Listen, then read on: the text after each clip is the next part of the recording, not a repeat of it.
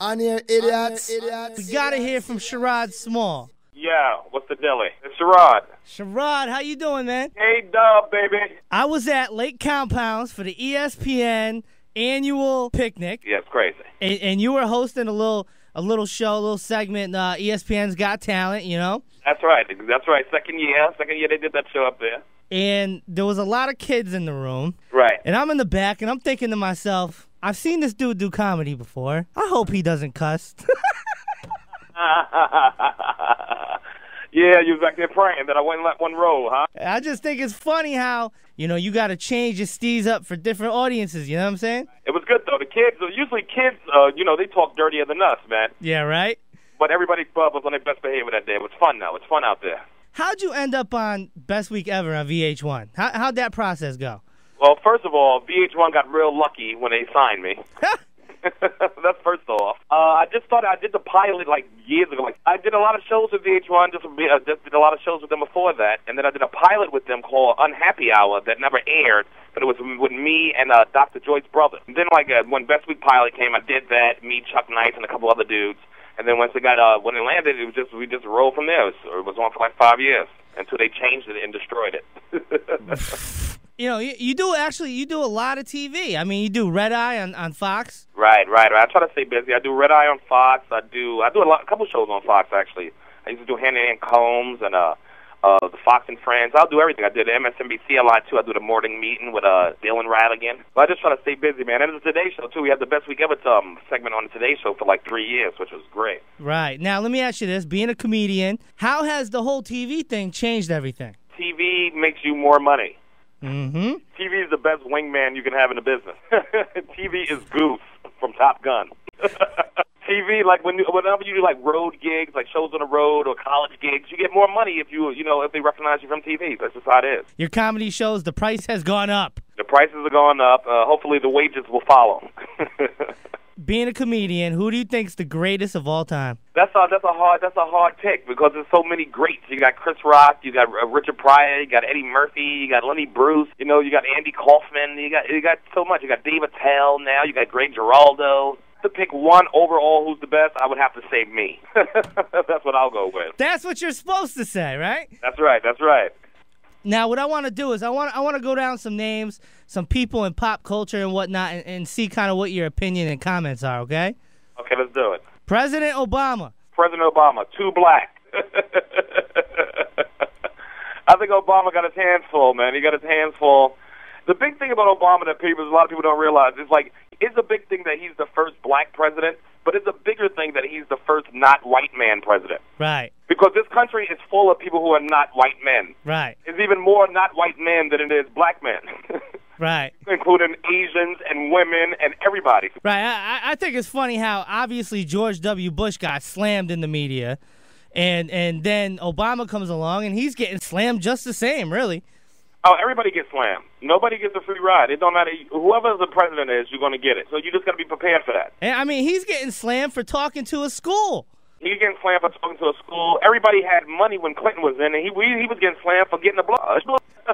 So it's like everything, it don't matter. They can slam you. Everybody can be having a great time. It's like Colin Quinn had a joke about some people just complain about anything. Like they'll complain at an orgy.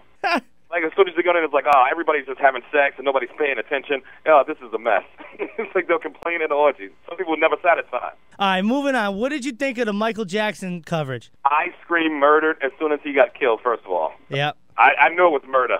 I was like, why is he dying at 50 years old? If it wasn't the cops or he died from some Bernie Mac disease, it shouldn't have happened. But I think the coverage was, come on, you knew he was going to get mad coverage. Of course. If we had all these channels when Elvis died, Elvis would have got this coverage too. Oh, yeah. But we only had 3 channels. So what do you think of it? Now, the Jackson 5 just landed a new reality show. Money. That's like, first of all, when they said the Jackson 5 was going on tour after this, like after the death, it's like, why would you go on tour?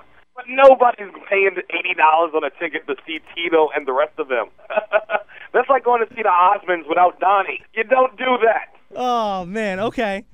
Did you see the Chris Brown interview on Larry King? Oh, I thought Chris Brown was going to hit Larry King in the face. Didn't he look angry? He just looked angry. And it's hard. He looked angry, and it's hard to look angry in a light blue sweater. And a bow tie. And a bow tie. He looked like, It's like he looked like a smurf on his way to court. It was brutal, but it didn't do well for him. His mother's there, his attorney there, and it still looked like he didn't humble himself enough, I guess. But whenever you hit a girl, man, you ain't gonna come out on top. You might as well just move on and have the next girl say, "Oh, he's so nice." So just get another girl so she can be in the media and talk about how nice you are. Yeah, Ike Turner's career didn't really pan out for him, No, Ike didn't make it. No, that's a bad story to have out there about you. Do you think Chris Brown could come back and still have a career? There's always YouTube, right? You better come up with a new dance. I don't think he'll ever be where he used to be. Because, first of all, when you're a black man in the public eye, you can't be that masculine without people getting scared of you, let alone hitting some girl. Right. And that leads me into my next person, which is Jay-Z. Album coming out this week. What do you think of Jay? Love Jay-Z, man. Love him. I mean, it's Jay. Every time, when he said he retired and all that, we all knew that was the hype. Right. It's like rappers are the new boxers. They all retire for a week and then like, nobody can beat me. I'm coming back. What do you think when people criticize him for quote-unquote being too old? He's younger than the president, so he good. It's an old man's game. Oh, young dudes don't run nothing. Now, what do you think about the Oregon football player, Blunt, knocking out the other dude? Did you see that? Oh, the college kid? Yeah. Yeah, they suspended him for the whole season, right? Yep. They should have. He's a dummy. He's a dum-dum. You're not playing Pop Warner. Somebody's paying for your tuition, paying for your room and board, paying for your uniform, and you go out there and embarrass them on the first game of the season. You need to be suspended for the whole season, you dummy. Yeah. In community college, not playing football, and not reading well, then he'll realize that he messed his life up.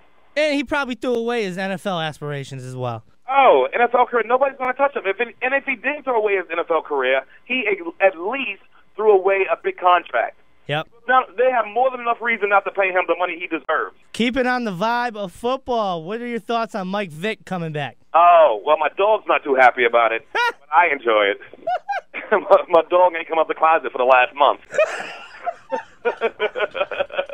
I think it's great, though. Michael Vick is going to be back at the top of his game. He's nice. The boy is an unbelievable player, and I'm glad that Donovan McNabb actually manned up and helped him get on the team because they was going to try to play games with him, too. Right, right. And that was a good move for him because he can stay there, play a couple games, get his name back up, and then that next contract that he get will be the real contract.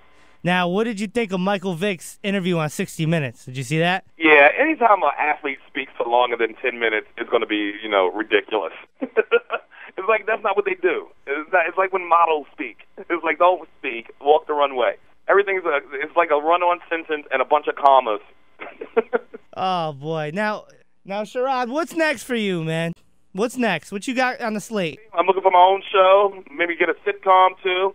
But I want to do something weekly, my own, and like movies, and just movies and more touring and a lot of stand-up. You were on the Chris Rock show at one point. Yeah, I was on the Chris Rock show on HBO for a couple of years, doing sketches and stuff. It was cool, man. It was really good. What's it like working with Chris? Chris is great, The text cleared, so he was great.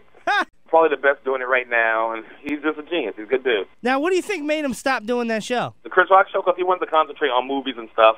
He was right. He had to take a break from it, but I missed that show. We all came down on him when he said he didn't want to do it anymore. So you were doing sketches with Wanda Sykes, right? Yeah, with Wanda, Nick DiPaolo, Tony Rock. So it was everybody on there. So Louis C.K. was the head writer, writing for Everybody Hates Chris, and Ollie Leroy, who's the head producer on Everybody Hates Chris. Sherrod, I really appreciate you checking in, taking some time out. No doubt, baby. And we got your contact, so we'll be hitting you up, see if you can check in here and there, Definitely. K-Dub, thanks for having me, baby, and give a big shout to the big man for me. You got it. All right, baby. Take care. On here, idiots.